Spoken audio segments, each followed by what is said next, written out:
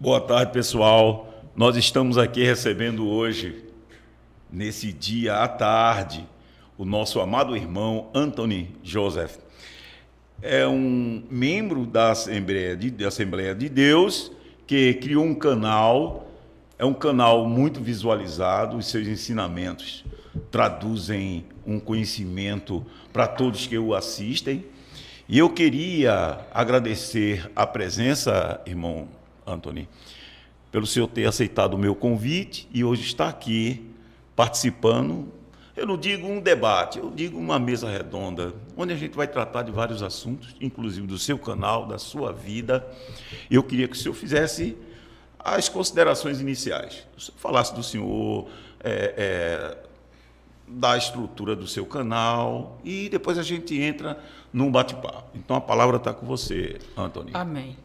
Glória a Deus. Eu quero agradecer primeiramente a Jesus e também ao Senhor, parabenizá-lo por esse espaço que o Senhor abriu para que mostrasse para o público o que está acontecendo no nosso ministério e também que esse canal aqui, ele vai também receber pessoas de outros segmentos e isso é muito bom para a sociedade. Em relação ao meu canal, eu tenho ele há muitos anos, porém, só com essas denúncias que nós recebemos, eu posso dizer que comecei a saber dessas denúncias em 2019, que isso me surpreendeu muito, demorou um pouco para mim digerir o que estava acontecendo. Então, eu comecei a colocar os vídeos dos nossos irmãos no meu canal. E interessante é que quando nós fomos para o sertão, aquela viagem que ele foi para Caruaru, até Santa Cruz, foi? Toritama. Toritama, pronto, Toritama. Aí o nosso irmão Emanuel, obrigado, pastor, o senhor é uma bênção nas mãos do Senhor Jesus. Amém. Ele disse, irmão Anthony, mude o nome do seu canal. Aí ali eu fui orar, doutor Luiz, fui orar, meu Deus, como é que eu vou botar um nome no meu canal? Se já tem o Atalaia, já tem o Josué, o que é que eu vou botar? Que este canal que eu tenho hoje, sempre tive, mas não usava ele. Aí eu orando, no Facebook eu tenho 5 páginas de estudo. E um deles é Vivendo com Cristo. Aí o Espírito Santo me lembrou, Vivendo com Cristo. Pronto. Este foi o motivo de eu ter colocado o nome do meu canal, Vivendo com Cristo. Vivendo com Cristo, muito bem. Irmão Anthony, a gente observa nas suas explanações que o senhor sempre traz denúncias contra a administração da Igreja Assembleia de Deus aqui no estado de Pernambuco. O senhor, como membro da igreja, o senhor é um membro, eu digo assim, efetivo da igreja, da associação, no caso a igreja é considerada uma associação, qual o tratamento dessas pessoas com o senhor após essas denúncias? Logicamente que as denúncias foram contra a administração. E algumas das pessoas da direção, sabendo que o senhor é membro, participa rotineiramente da igreja, qual o tratamento dessas pessoas em relação ao senhor, irmão Anthony? Olha, nós não somos contra a igreja. Nós somos a favor da igreja, do ministério. Então é que eu amo o meu ministério. E eu não posso falar mal do meu ministério, não. Mas sim, dessas denúncias que envolvem o nosso pastor, aí sim, não tem como um cristão que tenha bom senso de ver essas denúncias e guardar para si. E ficar calado. Eu não consegui. E demorou um pouco para me digerir toda essa situação. O primeiro vídeo que eu vi foi no canal do nosso irmão Josué. Ele com aquele banner dele atrás de Jerusalém. Aí eu disse, esse irmão deve estar louco. Eu falei isso para o irmão Josué. Ele está de Jerusalém, ele está em Jerusalém, Israel, que eu conheço isso aí. E ele está denunciando o meu ministério daí, de Israel. Esse irmão está louco. Foi essa a minha primeira impressão. Mas, com o tempo, eu fui digerindo, aí fui aceitando que aquilo tudo ali era verdade, porque quando a gente vê um negócio aquele pela primeira vez, meu irmão, a gente fica procurando o chão e não encontra. Mas foi difícil, viu? Foi difícil. E em relação do tratamento deles, quando eu comecei a colocar meus primeiros vídeos, que foi dos nossos irmãos, no meu canal, eu botei, mas começou aqueles irmãos verem e eles olhavam assim para mim, olha, querendo dizer alguma coisa e não dizia.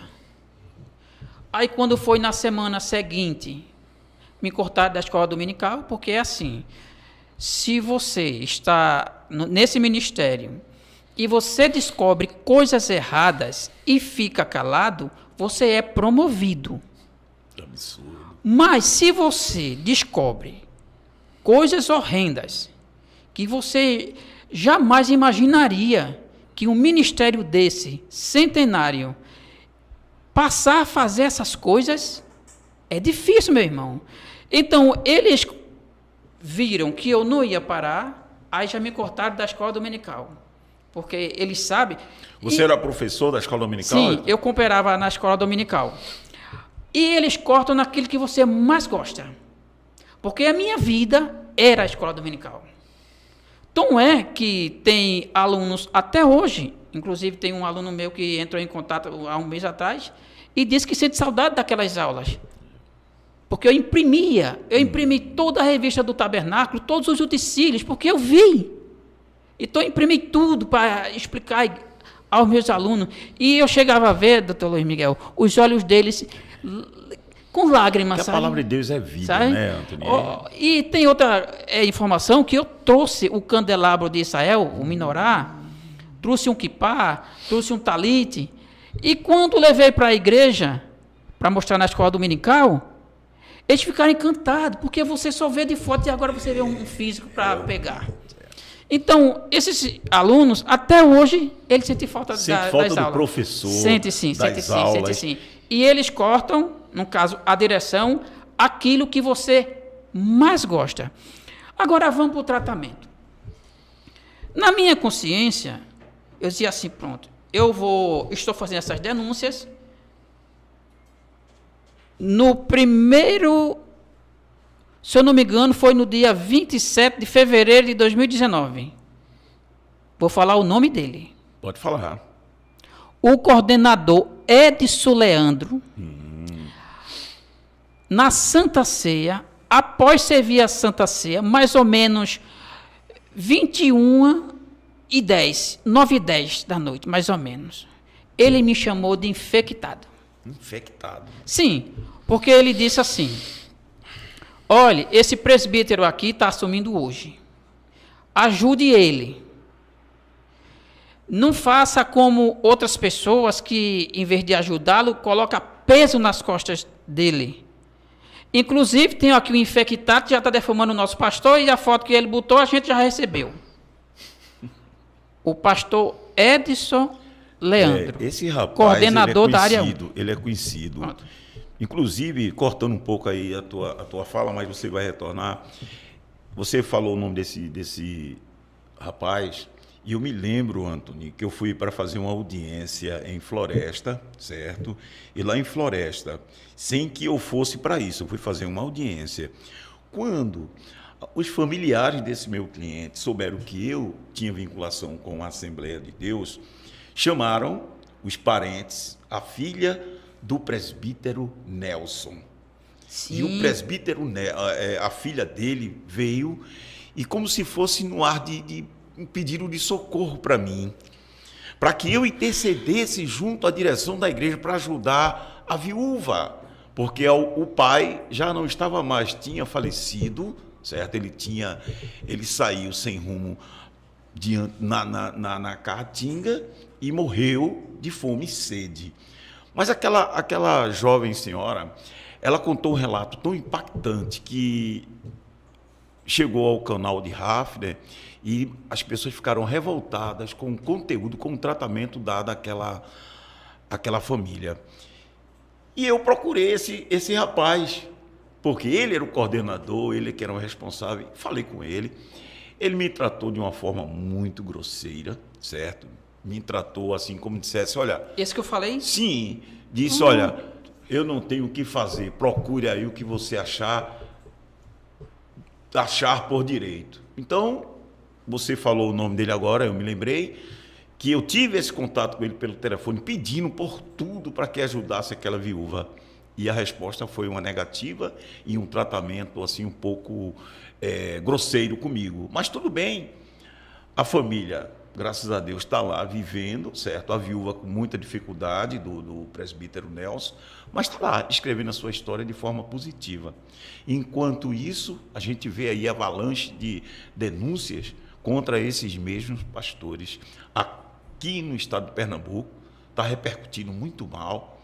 Inclusive, você sabe muito bem, hoje, a sentença que saiu recentemente, Sim. onde o gestor, através da igreja, entrou com uma representação criminal contra 2 irmãos da igreja, membros da igreja, e veja o resultado.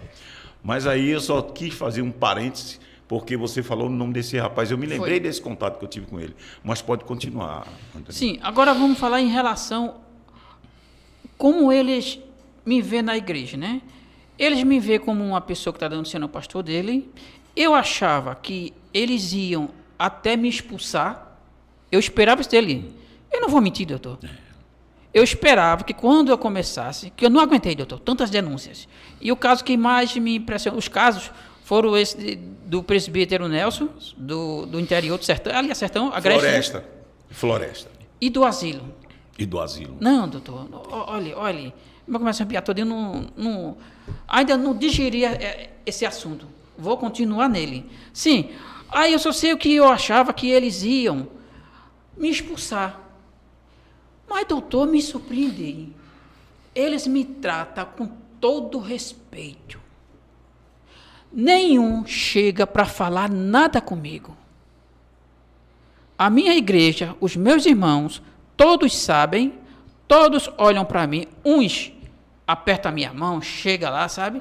Outros olham assim de lado, mas não dizem nada. Sou bem tratado na minha congregação. Me surpreendem, porque eu esperava coisas pesadas.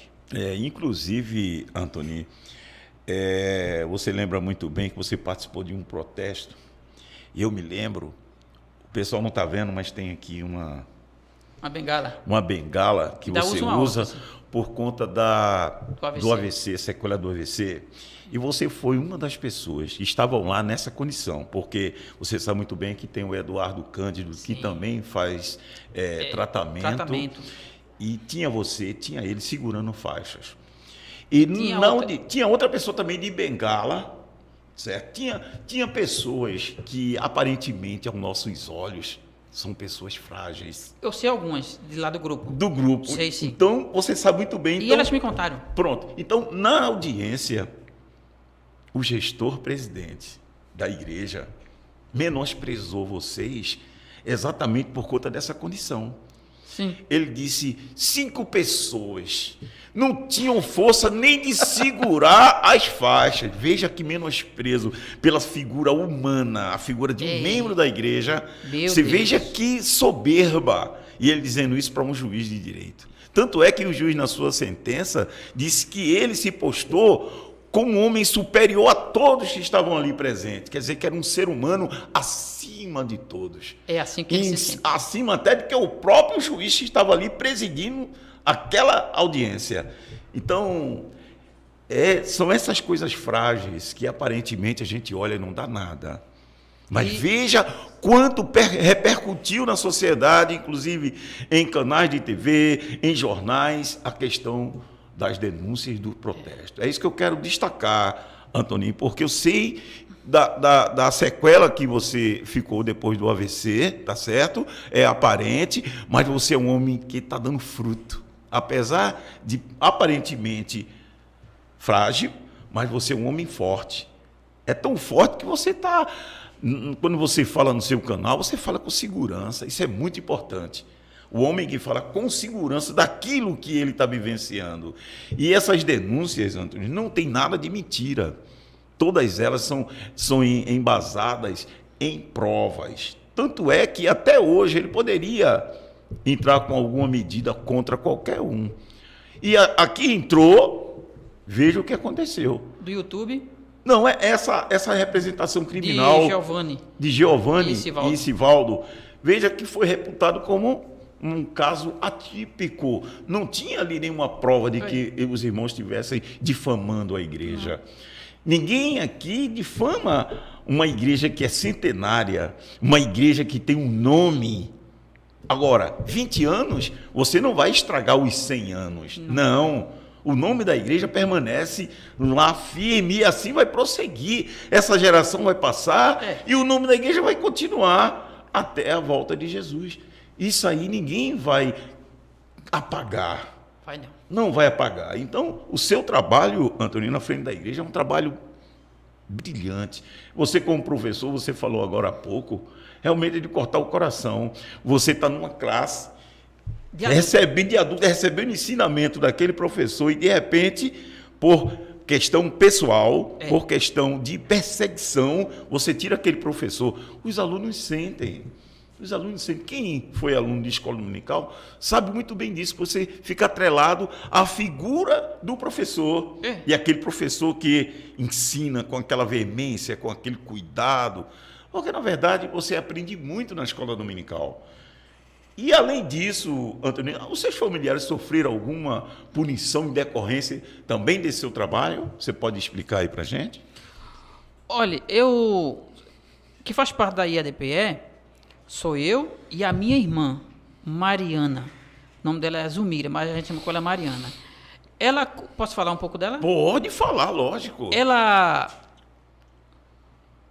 teve vários cargos na igreja, chegou a ter 11. Que nem a minha irmã dá para contar. 11. Ela falou com Juaribe. Presbítero Juaribe. Isso. Que era presbítero dela. Ela falou para entregar uma secretaria. Ela estava com tantos cargos que eu botei esse vídeo no canal. Eu vi.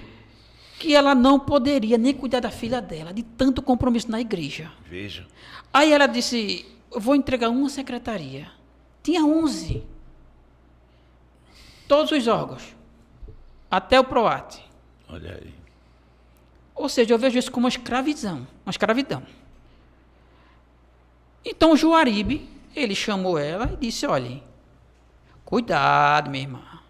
Teve uma irmã que fez isso e ficou com câncer. Veja. Foi. Aí a minha irmã gentilmente falou com ele, disse que não aguentava mais e que ia entregar essa secretaria. Mas foi quando ela também ficou sabendo das denúncias e não está mais com nenhum cargo. Saiu. Saiu da igreja completamente? Não, saiu dos cargos.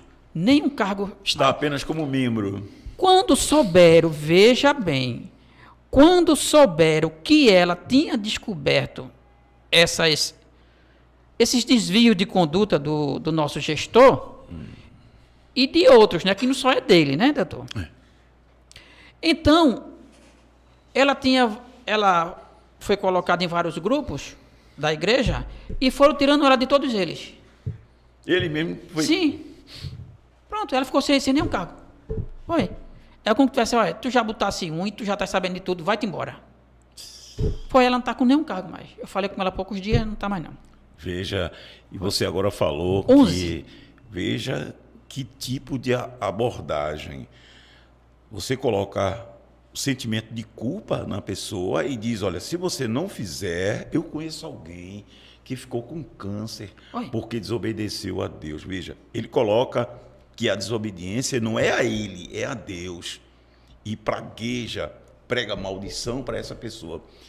A gente tem um caso aqui que ficou muito notório porque as mídias anunciaram aí de todo jeito aí, seja canal de Hafner, André Carpano, de Josué Augusto, Silvio Moura, Pedrosa, a questão de um pregador da IEDPE que pregou maldição, também desejando câncer para aquelas pessoas que faziam críticas ao gestor-presidente. Veja a que ponto você troca o sagrado pelo profano. Você ali, naquele momento, você estava utilizando um lugar que era de bênção, de pregação do evangelho, para desejar maldição. É uma coisa terrível. E a pessoa diz, se não tiver um câncer, vai cair e morrer. Veja que desejo macabro, que desejo maligno que se coloca no coração para você falar daquilo. Porque você só fala daquilo e seu coração está cheio. É verdade. Então, seu coração está cheio de maldição. Para você lançar maldição para um irmão, a Bíblia manda a gente amar os inimigos.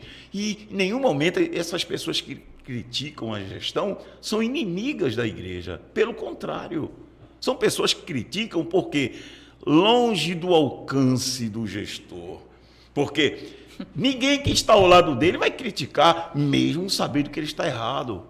Antony, tem colegas meus que são lá de dentro e falam bem claro isso. Miguel, a gente não pode dizer nada, porque se disser, a gente é punido. Então, você e o pessoal é a nossa voz. É isso, Antony, que acontece. Infelizmente, a igreja trocou aquele ambiente sagrado para ambiente profano de maldições. O senhor percebeu que hoje 2 pessoas passaram por aqui, já falaram do mesmo assunto, que eles jogam câncer nas pessoas? Vejam que é a mesma doença que eles tentam fazer com que você fique com medo e não saia. Doutor, isso é muito sério, doutor. É sério. É como se você desobedecesse aquela orientação dada pelo gestor-presidente, você seria, no caso, condenado a ter uma doença dessa terminal. Porque uma doença dessa, ninguém deseja a um ser humano. A gente tinha que amar o nosso próximo. Então, veja a que ponto a degradação das pregações. Ninguém prega mais aquela pregação sadia, aquele alimento sólido que todo mundo precisa e necessita, até para conviver aqui em sociedade. Mas não, você recebe um alimento desse amaldiçoado, um alimento desse só traz morte. Mas graças a Deus que eles não têm o poder. Se tivessem o poder de fulminar a pessoa, eles fulminavam, eu tenho certeza disso. A gente traduz naquela parte que o juiz pergunta ao gestor-presidente, você quer a condenação? Ele disse, quero a condenação. Quer dizer que, se dependesse dele, tivesse o poder na mão, podia se perguntar, você quer que essas pessoas sejam eliminadas? Ele diria sim, quero. Acredito que sim. Quero, porque como é que um ser humano deseja a condenação do outro? Assim, sem mais nem menos. Quem deseja nem o Ministério Público, viu? O Ministério Público, em muitos casos, Antony, ele pede a absolvição da pessoa. Quando não tem prova, ele mesmo pede. O órgão acusador, que é o órgão ministerial, o Ministério Público, ele acusa, vai até o fim daquela acusação, quando ele tem evidências e tem provas. No caso, sendo julgado condenado, quem vai condenar não é o órgão acusador, é o julgador. Nesse caso, não. Nesse caso, ele fez a acusação e ele já queria ser o julgador e condenar. Não pode ser assim. Nem o órgão acusador, muitas vezes, ele segue naquela acusação. Eu já fiz júri, Antony, em que o Ministério Público seguiu até um determinado momento. Aí, quando chega no tribunal do júri, ele pede a absolvição daquela pessoa. Por quê? Porque não se tem prova contra aquela pessoa. Então, o Ministério Público não vai ser irresponsável nem pedir a condenação de alguém que você é conhecedor inocente. Então, a gente está se deparando, infelizmente, eu não digo, Antony, só aqui em Pernambuco, mas eu posso dizer em todo o Brasil, a gente está numa degradação. Eu tenho recebido denúncias e mais denúncias de fora.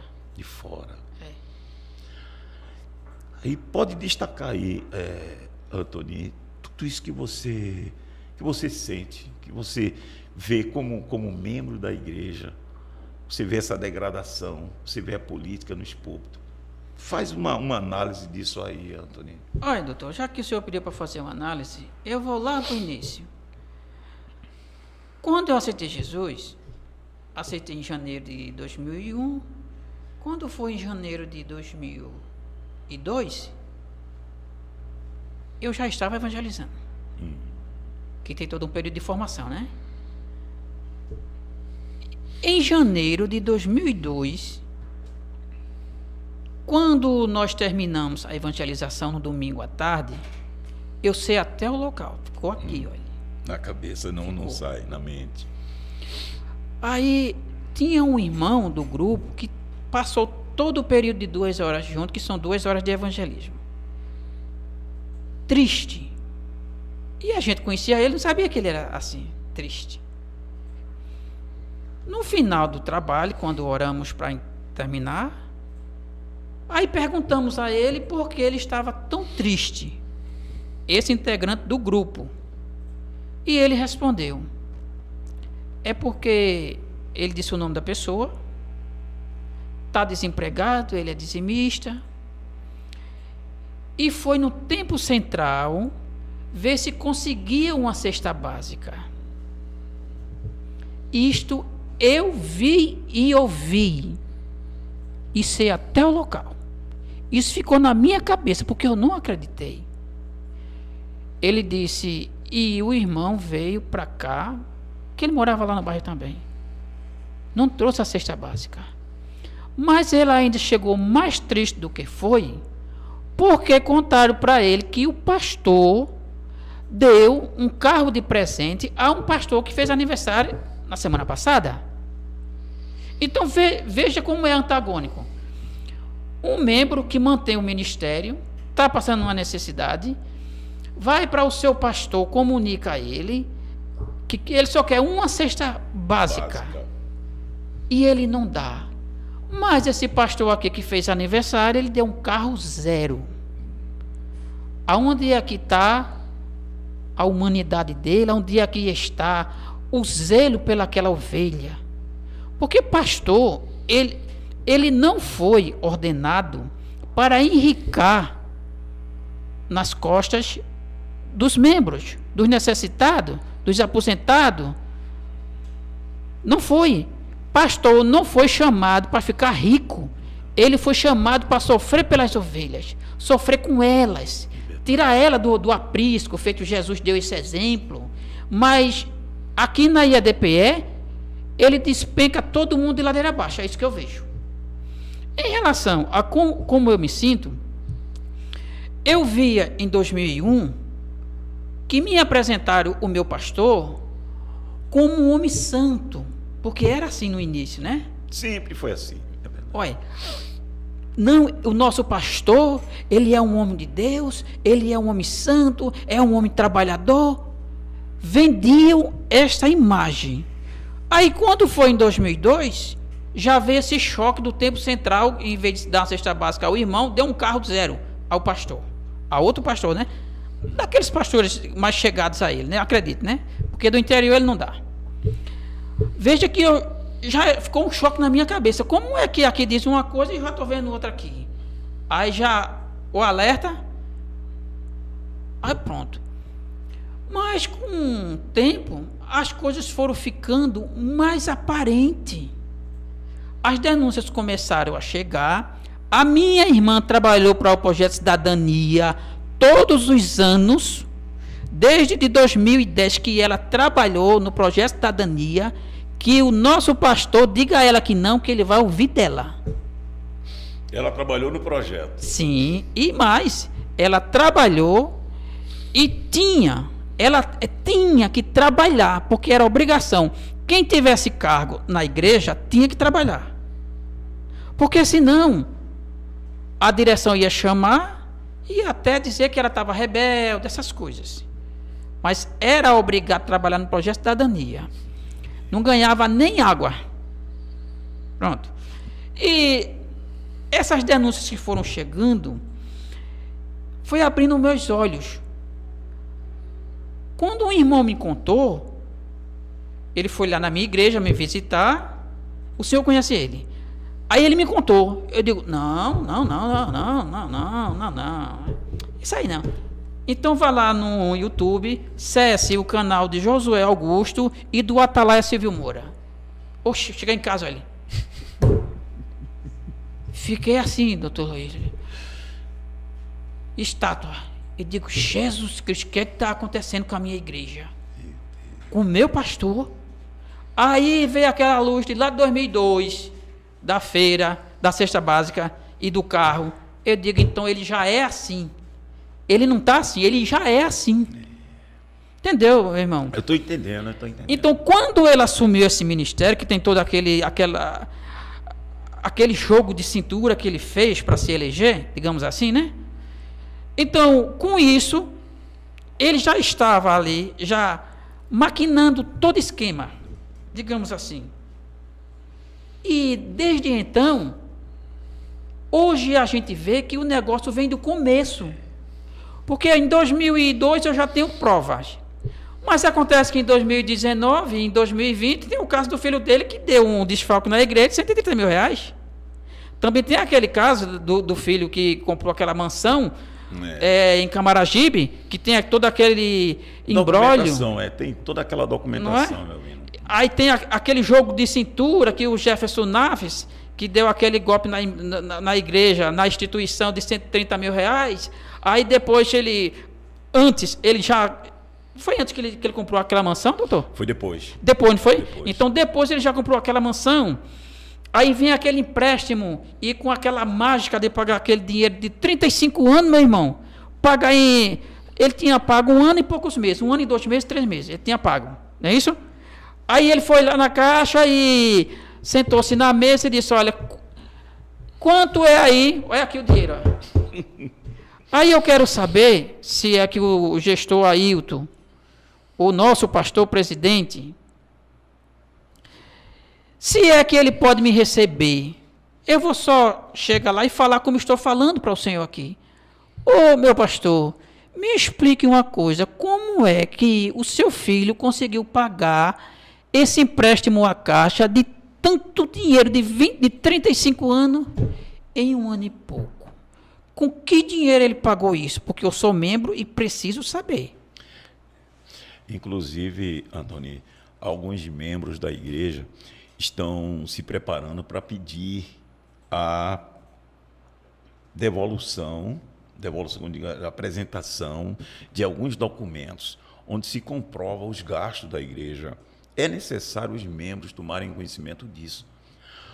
É necessário a igreja em si, a membresia, saber aonde está sendo direcionado o dinheiro dos dízimos, porque quem contribui subentende-se que queira a prestação de contas desses valores. Isso é em toda instituição séria, você tem essa prestação de contas. E na igreja, a gente viu o preposto, o representante legal da igreja, dizer em audiência que nós não temos a obrigação de prestar contas a membros. Isso foi o que ele disse, não temos.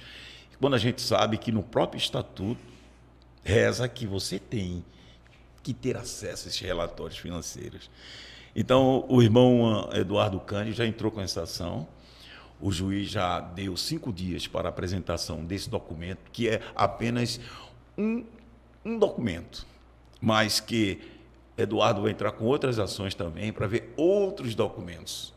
Então, vai ser feita essa análise. Para onde está indo esse dinheiro? Em que está gastando esse dinheiro? Isso é coisa natural. Até uma instituição pública ou um gestor público, ele tem que prestar conta da sua administração. É uma coisa natural em qualquer instituição séria. Aqui, infelizmente, nós não temos isso. Por esse motivo que gerou todas essas discórdias. E tudo isso aí nasceu de 2 ações que um grupo de irmãos entraram, de prestação de contas e de exigir contas. Então, essa ação foi que moveu toda esse avalanche de ações, tanto da igreja contra os membros, como de alguns membros contra o gestor. Então, veja que, para fugir de uma obrigação legal, foi necessário se buscar a via jurídica, quando se sabe muito bem que a Bíblia manda a gente verificar e resolver isso no âmbito da igreja e não ultrapassar. Interno, né? Interno. Inclusive, o juiz, na sua sentença, ele disse: isso não era caso para vir para mim como julgador.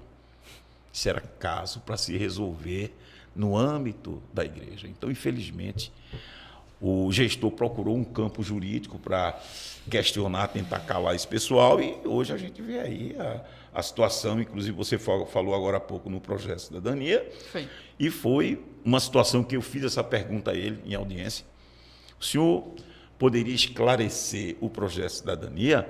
Ele de bate pronto, eu não conheço o projeto de cidadania.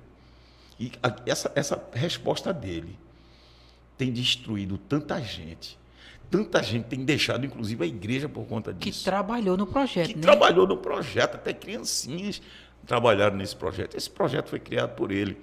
Porque tudo que acontece na igreja é criado por ele. Então, Antony, você poderia também falar um pouco da sua experiência que você teve em Israel.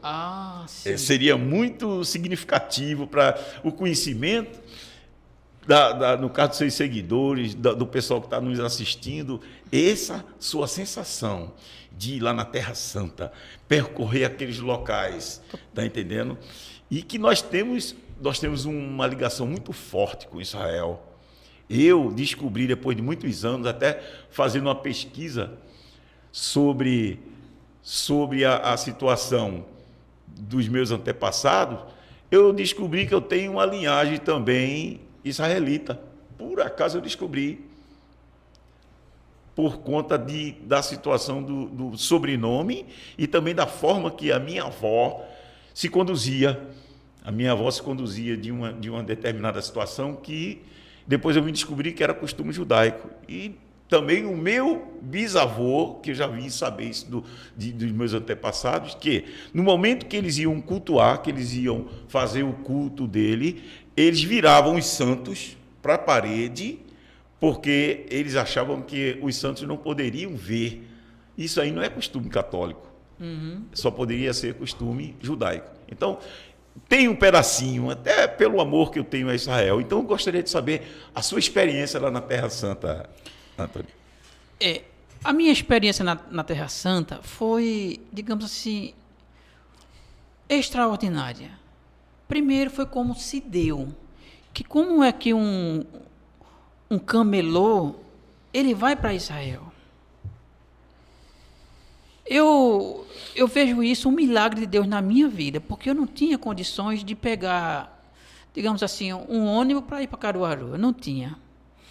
Mas no dia que eu aceitei Jesus, na mesma hora que eu disse sim para Jesus, isso foi em janeiro de 2001, na mesma hora, como fosse um automático, Deus usou aquela mesma serva dele e disse: eu hei de te mostrar terras estranhas que tu nunca imaginaste em ver. Misericórdia, realmente. Aí, eu, um pobre miserável, se convertendo naquela hora, olhei assim para o irmão e disse assim: esse irmão deve estar louca. Eu disse, doutor. Não. Aí, quando foi uns meses depois, um ano depois, menos de um ano, não, foi um ano depois. Aí, eu estava em casa, ouvindo a Maranata, que eu gostava muito do programa Azeite na Candeia, com Valério Alves, certo. Cantor Valério Alves. Aí ele disse assim: Deus está me dizendo que você está indo para Israel e compareça em prazeres na casa de ração do irmão Emanuel. Naquela hora, doutor, eu recebi uma descarga do céu e comecei a marchar dentro de casa, chorar. Eu chorava feito menino. Aí, quando foi, isso foi no sábado, no domingo eu fui para a escola dominical, fui para a campanha. Quando foi de noite, Deus me mostrou eu andando numa terra que não tinha piso, a terra bruta. E quando eu pisava, a poeira subia. Quando eu olhava assim, eu via umas árvores como que tivesse seus galhos retrocedidos, né? Aquelas árvores antigas. Aí, e quando eu olhava assim ao meu lado, estava o meu vizinho de trabalho. Aí eu disse, meu Deus, quando eu olhava para o outro lado, estava o hotel. Aí eu digo, isso é uma viagem. Aí, na segunda-feira, cheguei lá no trabalho, falei para o irmão, olha, Deus me mostrou que eu e você vai para Israel. Ele disse, como é a história? Você não acredita nisso? Eu acredito. Eu disse, então vamos agora lá para Prazeres. Ah, mas tu tem um endereço? Eu digo, tem não. Deus vai levar a gente. A gente vai pegar o ônibus Brigadeiro Ivo Borges, e não sei se existe mais, e a gente vai descer em Prazeres. E Deus vai mostrar a loja. Eu só sei o nome do homem, que é irmão Manuel. Olha, doutor, eu desci ali na 103 FM. Do outro lado tem uma casa de ração. Correto, correto. Mas eu não sabia que era ali. Eu senti o desejo de descer ali. Quando eu desci, eu e o irmão Valdique, do outro lado tem uma loja de ração, e essas lojas compridas, tem um fundo lá. Aí, enquanto eu atravessava, o irmão Valdique, a rua, que é larga, aquela avenida ali, o irmão me tinha visto lá dentro da loja dele, a loja dele é extensa para dentro. Enquanto eu andava para a loja, ele saía de lá.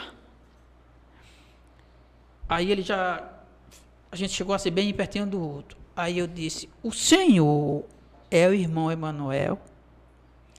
Ele disse, sou, e Deus me disse que vocês dois estão indo para Israel. Realmente é uma coisa... Foi. Aí já viu, né? Foi chororô. Um camelô, hein? Foi. E dinheiro que não tinha. Só que eu sou camelô. Não estou agora porque não posso trabalhar. Inclusive, doutor, eu ando com a órtese aqui. Para me ficar em pé, eu tenho que estar com ela. Senão eu caio. Ainda tem isso. E a minha cabeça, de vez em quando, graças a Deus que não aconteceu aqui ainda. Tem hora que a minha cabeça, ela para.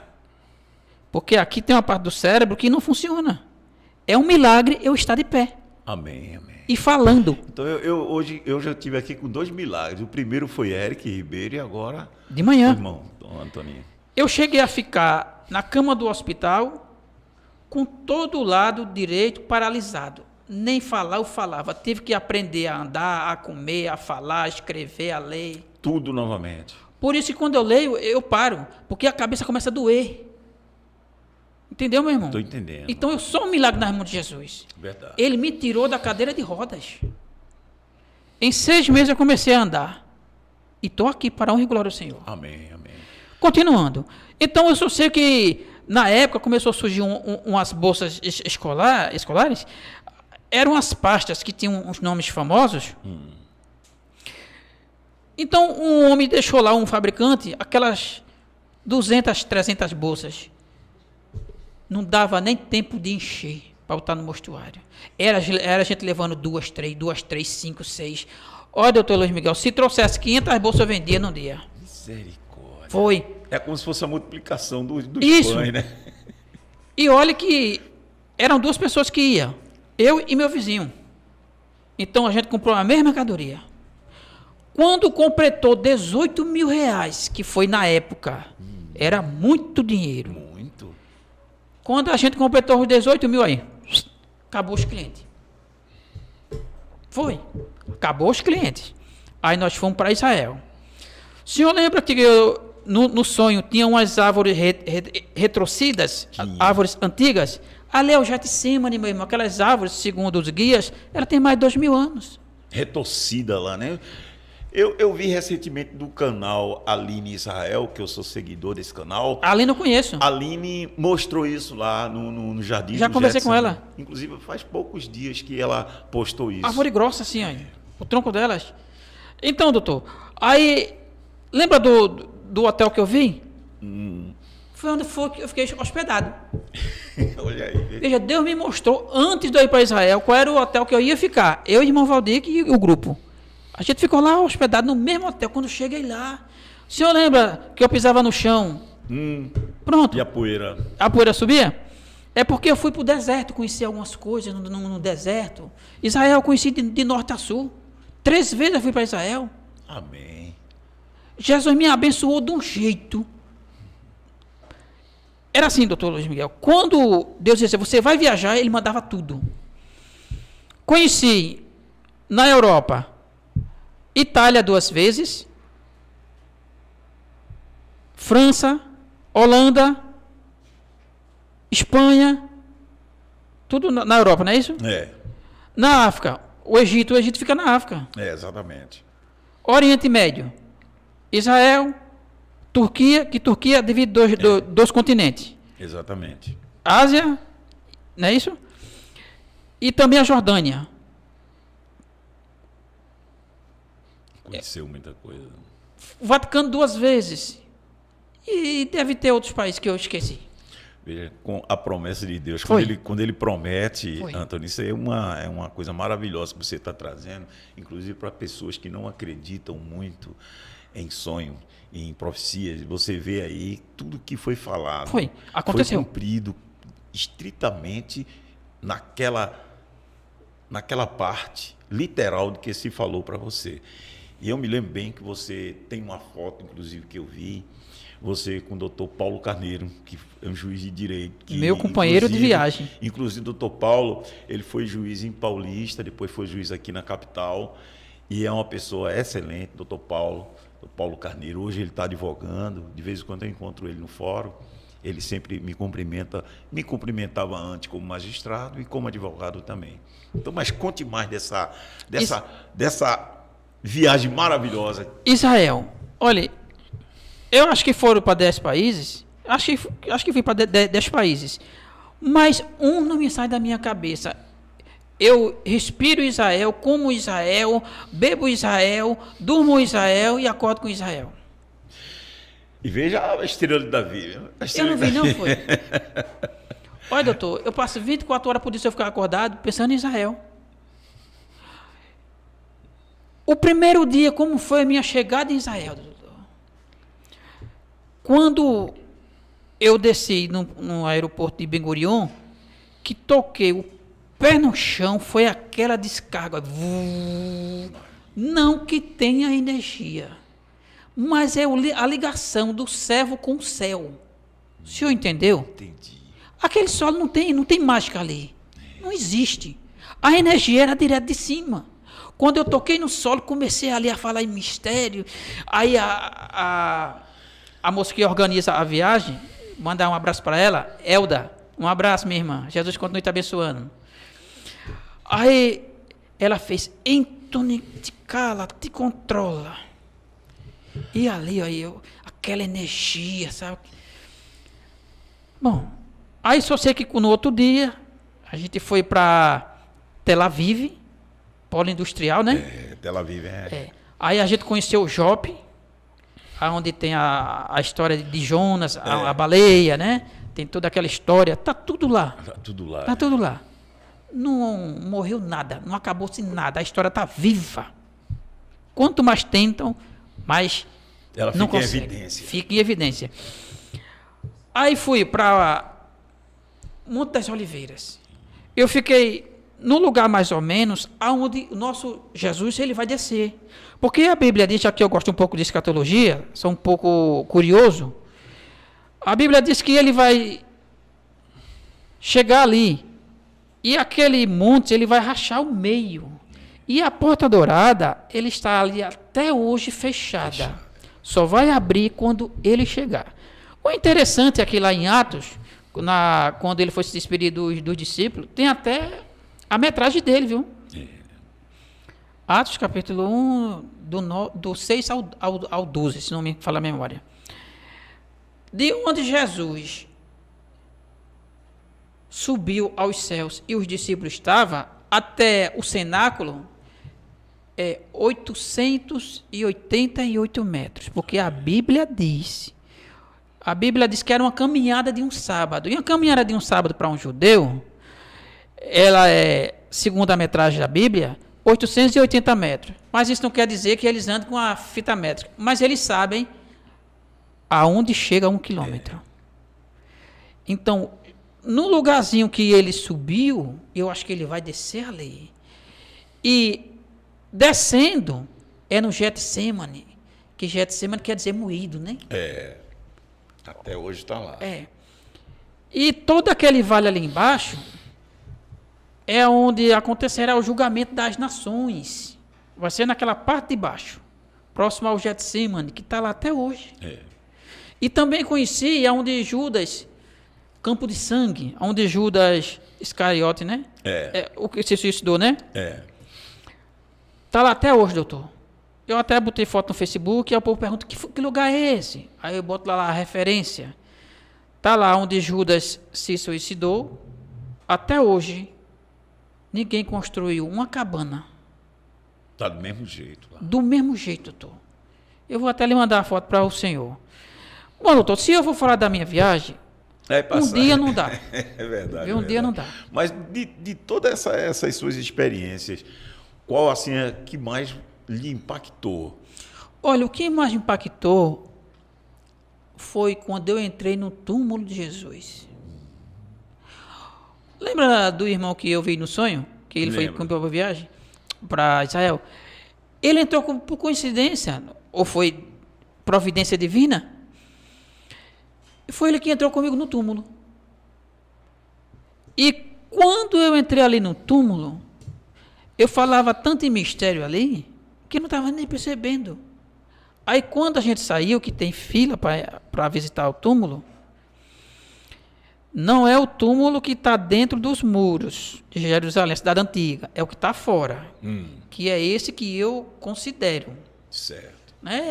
As outras denominações consideram de dentro dos muros, que segundo o povo de Israel, uma pessoa morta não poderia ser enterrado dentro dos muros, seria fora, não é isso? Correto. Mas cada um com a sua interpretação. Então, quando eu e o irmão Valdir saiu do túmulo, acho que ele se lembra até hoje, ele me disse, você parecia um passarinho ali dentro. Isso me impactou mesmo. E eu nem sentia. Você veja como a experiência foi tão profunda que você, até hoje, isso toca você. Toca. Isso, a gente vê a presença de Deus nesse momento. Então, é tudo isso, Antônio, que você teve de experiência. Isso aí não vem do homem. Então, hoje, não é possível você trocar toda essa grandeza, toda essa pureza para idolatrar um homem. Não. Seria impossível. Não. As experiências que você teve, seria impossível você hoje trocar tudo isso para você adorar a criatura ao invés do Criador. Então, são essas experiências, inclusive, tem uma situação na Guerra dos 6 Dias lá de Israel, que as nações ali queriam trucidar, queriam acabar com Israel. E foi exatamente na festa do perdão, na festa do perdão, que os judeus estão orando. E aqueles inimigos se aproveitaram daquela situação, Israel com poucos tanques, comemorando ali aquele dia do perdão. Eles, sabendo que os israelitas estavam orando, eles procuraram vir com a maior força possível para passar aquela montanha, que eu estou esquecido o nome, e daquela montanha era a única divisão que tinha, evitando que eles chegassem em Israel. Golã, as montanhas de Golã. As montanhas de Golã. De Golã. Eu tive lá. Você esteve lá, Tive né? lá. Pronto. Então, os sírios, os egípcios, tudo ali com seus exércitos fortemente armados, eles disseram isso, um dos generais disseram isso e testificaram. Ele disse que quando a gente ia trucidar, veio uma mão mandando parar.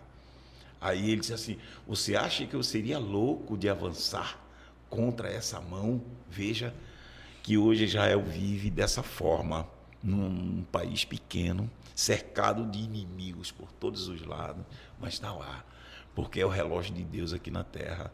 Então, essas suas experiências, Antônio, eu gostaria de vivê-las, mas Deus preparou, não para todos, nem todos vão ter esse direito de chegar à Terra Santa. Mesmo que tenha condições, né? Mesmo que tenha condição. Você veja, você foi junto de pessoas, empresários, de pessoas que tinham condições, mas Deus fez com que você tivesse esse presente e essa experiência que lhe impactou até hoje você... Então, são coisas que tão nobres dentro da gente que jamais a gente vai esquecer. No seu caso, eu acho que você vai carregar isso pro resto da vida. Então, Antony, eu sei que o tempo é curto, mas eu gostaria que você falasse alguma coisa também sobre a questão do resultado do seu canal, as pessoas que te abordam. Irmão Antony, o senhor está certo. Irmão Antony, o senhor está falando verdade. Aconteceu alguma coisa nesse sentido, Antony? Sim, doutor. Quando eu vou lá olhar se tem algum comentário, aí tem sim algumas pessoas que dizem assim: olha, eu gosto do seu jeito de se expressar porque o senhor é calmo. Mas nem sempre eu sou calmo, doutor. Mas é aquele meu jeito de fazer o vídeo. E aí tem outras pessoas que dizem assim: mas será que isso é verdade mesmo? Pronto, feito o caso do asilo, eu respondi um comentário hoje. Eu não sou de responder comentários, porque evita comentários e mais comentários, rebatendo, né, o assunto, né? E para evitar isso, eu não gosto muito de responder, porque tem sempre uma pessoa que é do contra, essas coisas. Aí eu vi um comentário de uma pessoa dizendo que realmente isso é verdade, falando sobre o asilo. Aí eu disse: sim, olha, eu não vou divulgar algo que não seja verdade. Aqui eu só posto a verdade, eu procuro saber antes para poder divulgar. Já imaginou, está lá no comentário, já imaginou se isso não fosse verdade? Se ele já tinha processado a gente? Mas tudo isso do asilo é verdade, porque as testemunhas estão vivas, e são testemunhas. Se forem chamados, eles vão contar a verdade. Então, tem alguns vídeos que tem pessoas lá com dúvida. Com dúvida em relação a isso. Mas a dúvida deles, doutor, é que é tão grave, que a cabeça deles chega a não aceitar. Como é que a irmã Judite faz um negócio daquele junto com outras pessoas, né? Exatamente. Entendeu? Aquele ali, doutor, olha...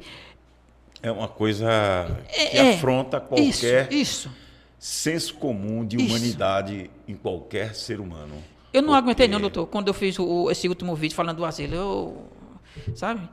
Porque o sentimento que nós temos com nossos idosos é aquele sentimento de proteção, aquele sentimento de guarda, aquele sentimento de amor. Tem pessoas que vão para os asilos onde existe aquela instituição que guardam e protegem esses idosos. A gente vai, muitos voluntários vão lá, porque é o último estágio da vida em que o ser humano está mais necessitado de carinho, de apoio, de aconchego, e não ser descartado como um copo descartável, como algo velho. Não. O ser humano, ele tem a consciência até o último dia dele. Então, imagina a cabecinha daquelas idosas sendo tratadas dessa forma. Existe mais coisa, irmão Antony, que infelizmente os familiares não me trouxeram documento, aí eu não vou falar, mas são coisas terríveis. Teve uma que era a mãe de um advogado que ele me relatou coisas terríveis, mas muitas dessas pessoas não têm coragem, até temem que após divulgar alguma coisa sofra alguma represália da direção da igreja. Então, essas denúncias do pastor Emanuel, essas denúncias, eu tenho documentos junto ao Ministério Público que foi feito o baixo-assinado, foi feito tudo. No entanto, quando o Ministério Público começou a investigar, aí fecharam o asilo. E você sabe muito bem que, na época, o pessoal não tinha uma advocacia atuante, procuraram a Defensoria Pública, a Defensoria Pública jamais ia atuar, porque era um caso, assim, uma denúncia do particular, e eles têm muitos afazeres que realmente tomam o tempo todo da Defensoria Pública. E o Ministério Público tentou, mas não conseguiu. Quando chegou lá, as portas estavam fechadas. Então, era necessário o quê? Exumar esses corpos para se saber a causa-morte, se realmente houve esse abandono material, se houve algum abandono desses idosos, chegar ao ponto deles sucumbirem. Então, ficou aí, a família, logicamente tem família que já deixa lá, porque não quer ter o seu idoso em casa, infelizmente, isso é uma realidade. E a gente hoje vive com essa mancha, no caso a igreja hoje tem essa mancha, e essa mancha não vai ser sanada, porque foi verdade o que aconteceu. O irmão Emanuel Alexandre, quando ele conta isso, ele chora,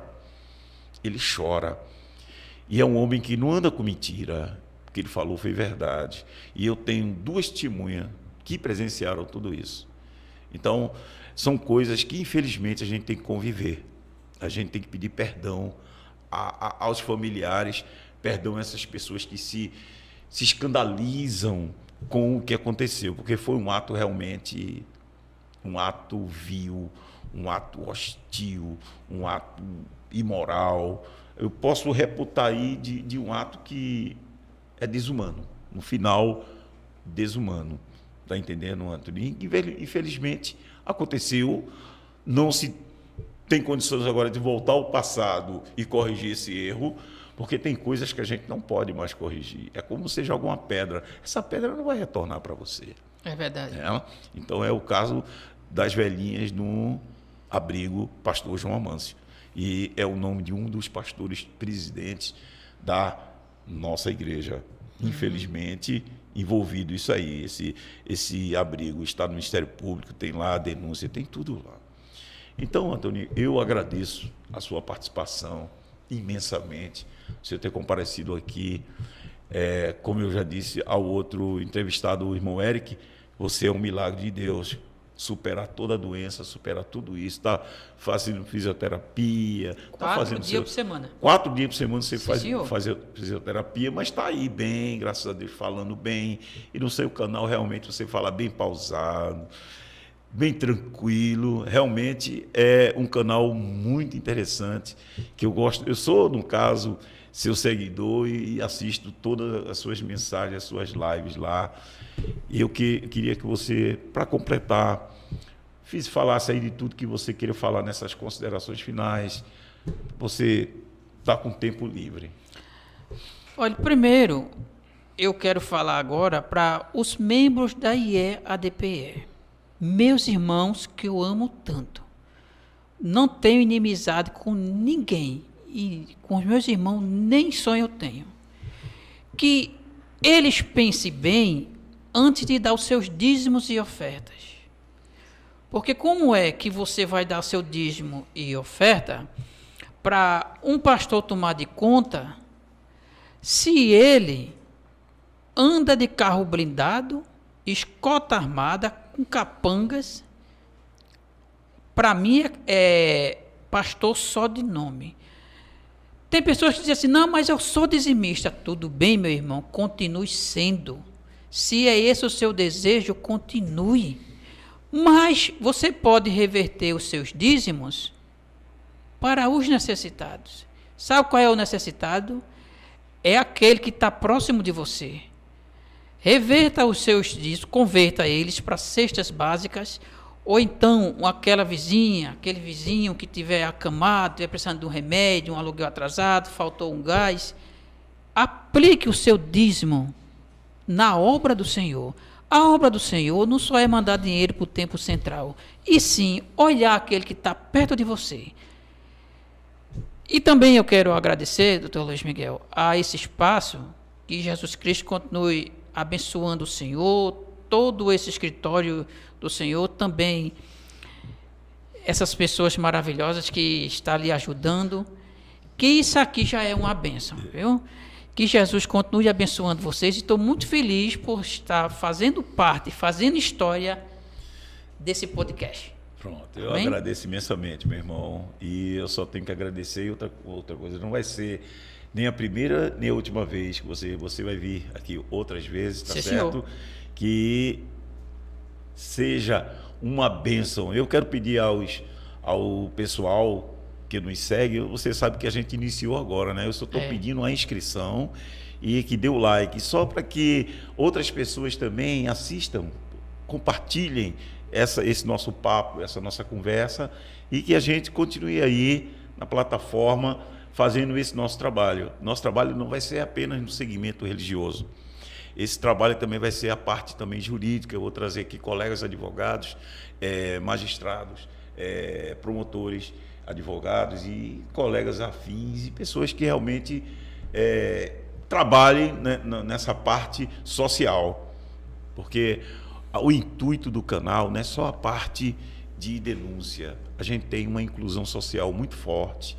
A gente quer alcançar pessoas que alcancem outras, que estejam em estado de necessidade. Então, o objetivo também é esse, Antony. Isso, vou fazer um agradecimento, viu? E também quero agradecer os inscritos. Quero agradecer pelos comentários, os novos inscritos.